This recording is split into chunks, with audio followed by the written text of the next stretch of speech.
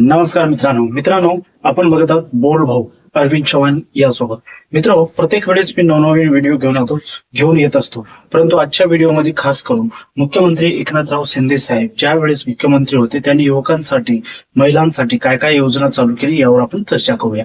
तर सगळ्यात पहिले चॅनलवर नवीन जर असाल तर चॅनलला लाईक करा, सबस्क्राईब करा आणि शेअर करा. सगळ्यात पहिले जर बघितलं, मुख्यमंत्री एकनाथराव शिंदे साहेब म्हणजे शिवसेना पक्षाची ज्या वेळेस शिवसेना 2.5 वर्षासाठी सत्तेमध्ये आल्या, एकनाथ शिंदे साहेबांनी अशी कामगिरी केली महाराष्ट्र नाही तर पूर्ण जग हादरला. कारण का, महिलांसाठी एवढं चांगलं काम केलं आणि युवकांसाठी एवढं चांगलं काम केलं की युवकाची योजना म्हणजेच महिलांसाठी जी केली मुख्यमंत्री माझी लाडकी बहीण योजना हे मुख्य प्रमाणामध्ये ही योजना चालू करण्यात आली, जे एकदम गरीब महिलांना एका भावाकडून रक्षाबंधनचे ओवाळणी म्हणून प्रत्येक महिन्याला हे पडत असतात. त्यानंतर जर बघितलं आपण, पात्र महिलांना दरमहा 1500 रुपये प्रतिमाह देण्याची घोषणा आणि प्रतिमाह आजपर्यंत सुद्धा चालू आहे आणि ही योजना यशस्वी झाली.